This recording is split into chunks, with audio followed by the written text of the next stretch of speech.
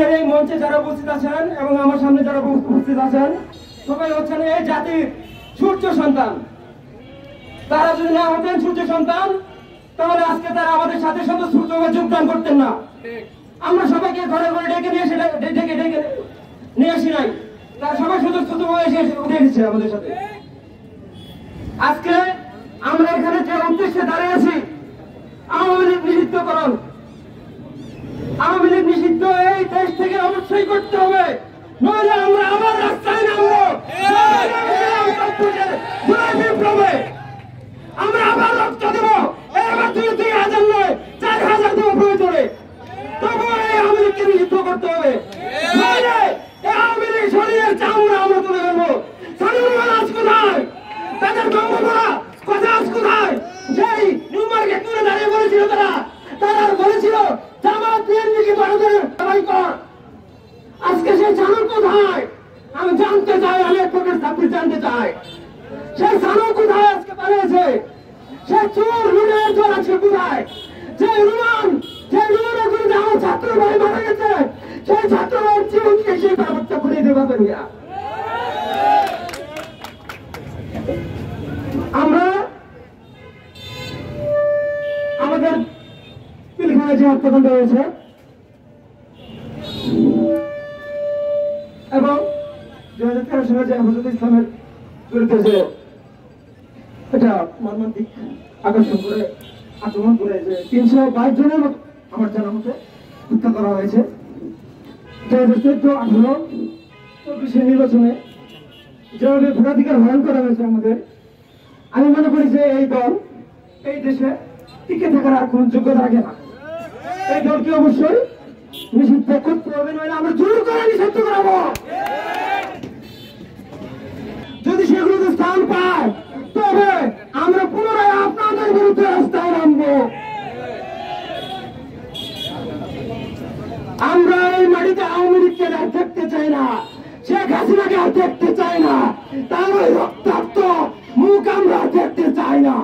যে মিছিল আওয়ামী লীগ নিষিদ্ধকরণ একটা মিছিল, তো আওয়ামী লীগকে আসলে কেন নিষিদ্ধ করতে হবে আর কেন নিষিদ্ধ করতে হবে না? আসলে আজকে 54 বছরের যে বাংলাদেশ, এই বাংলাদেশের 54 বছরের মধ্যে 40 বছরের ঊর্ধ্বে স্বৈর শাসন প্রতিষ্ঠা হয়েছে। আর এই স্বৈর শাসন প্রতিষ্ঠার মূল নায়ক ছিল আওয়ামী লীগের শেখ মুজিব। 71 পূর্ববর্তী যে আওয়ামী লীগ, 71 পরবর্তী যে আওয়ামী লীগ, এর মধ্যে বিস্তর ফারাক, অনেক ফারাক, এটা সে বলে শেষ করা যাবে না। 71 পূর্ববর্তী আওয়ামী লীগ ছিল এই বাংলার মানুষের, খেটে খাওয়ার মানুষের বন্ধু ছিল, এবং 71 পরবর্তী যে আওয়ামী লীগ, সে আওয়ামী লীগ এই বাংলার মানুষের বন্ধু না। এই বাংলার মানুষ আপনার আমার সন্তানের শত্রু, যেটা গত 15 বছর আপনারা দেখে আসছেন। আমাদের মৌলিক অধিকার, ভোটের অধিকার ছিনিয়ে নিয়েছিল খুনি হাসিনা, তো সেখানেই সে শান্ত হয় নাই। গত জুলাই আগস্টের যে গণঅভ্যুত্থান, চোখের সামনে দেখেছি একটা রাষ্ট্রনায়ক, একটা রাষ্ট্র কিভাবে পারে তার জনগণকে, তার নাগরিকদের এভাবে গুলি করে মারতে, সেটা আমরা চোখের সামনে দেখছি। এখনো যদি সেই দিনগুলোর ঘোরার কথা মনে হয়, আমি প্রমাতে চলে যাই। আমার কেমন আমি নিজেকে কন্ট্রোল করতে পারি না। এটা কেমন দেশ, এটা কেমন বাংলাদেশ, যে দেশের রাষ্ট্রনায়ক, যে দেশের ট্যাক্সের টাকায় যারা চলে, তাদের আমাদের ট্যাক্সের টাকায়, আমাদের টাকায় কেনা বন্দুকের গুলি, আমাদের কেনা টাকায় কেনা গোলা বারুদ, সেই গোলা বারুদ আমাদের উপর চড়াও হয়, আমাদেরকে সেই গোলা বারুদ দিয়ে মারে। এর চাইতে লজ্জার আর কোনো কিছু হতে পারে না। যদি আওয়ামী লীগের গত 54 বছরের রাজনীতি যদি দেখেন, তাহলে দেখতে পাবেন যে আওয়ামী লীগ যখন ক্ষমতায় ছিল, যারা বিরোধী ছিল আওয়ামী লীগ বিরোধী। আরে ভাই, রাজনীতিতে যে কেউ যে কোনো মতাদর্শের হইতে পারে, রাজনীতি করার প্রত্যেকটা নাগরিকের অধিকার আছে। তো তারপর আওয়ামী লীগ কি করছে? তার বিরোধী হলে তাকে খুন করছে, মেরে ফেলছে। মেরে ফেলে নাই? গত 15টা বছর আমাদের যারা সহযোদ্ধা বিএনপি জামাত মানে নাই, তারা মারছে, খুন করছে, অত্যাচার করছে, নির্যাতন করছে, কি না করছে, কি এমন কর্মকাণ্ডটা, নোংরা কর্মকাণ্ডেরও তারা করে নাই। তারপরে হচ্ছে এই জুলাই গণঅভ্যুত্থানে হচ্ছে 2000-এরও অধিক বাইকের আমাদেরকে একদম গুলি করে মারছে, সামনে সম্মুখ সারিতে নেকটারজনক ভাবে মারছে। তো তারা যদি এরপরে যদি বিচারের আওতায় যদি না আসতে পারে, বিচার যদি তাদের না হয়, তারা যদি রাজনীতি করতে না পারে, তাহলে এই বাংলার জমিনের মানুষকে আমি বলবো, 56,000 বর্গ মাইলের মানুষকে বলবো, ভাই খেতা রেডি করেন, বালিশ রেডি করেন, এই বাংলা থেকে চলে যান, আপনার জায়গা হবে না এখানে। এখানে ভারত আপনাদেরকে জায়গা দিবে না, ভারতের প্রেসক্রিপশনে এই বাংলা চলবে না।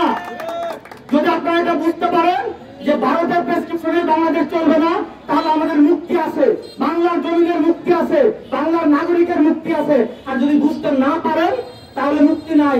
আপনারা যারা আছেন নিজের অধিকার, সামনে ভোট দিতে পারবেন, সেই ভোটের অধিকারটা রক্ষা করুন। এই আওয়ামী লীগকে চেষ্টা করুন, সবাই মিলে আমরা চেষ্টা করব, সবার আগে আওয়ামী লীগের বিচার হইতে হবে।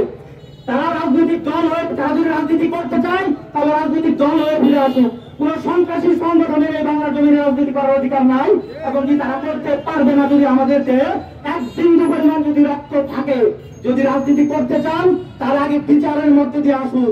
যে গণহত্যা আপনারা চালিয়েছেন সেই গণহত্যার বিচার শেষ করুন, বিচার শেষ করে তারপরে রাজনীতিতে আসুন। আর যদি এটা ছাড়া রাজনীতি আসতে চান তাহলে আমাদের লাশের উপর দিয়ে আসতে হবে, আর নাহলে কোনোভাবেই সম্ভব না। আর যদি আপনারা যে স্বপ্ন দেখছেন যে বাংলার জমিনে আবার রাজনীতিতে প্রতিষ্ঠা হবে, ভাই একটু ইতিহাস লক্ষ্য করুন, ইতিহাস করুন।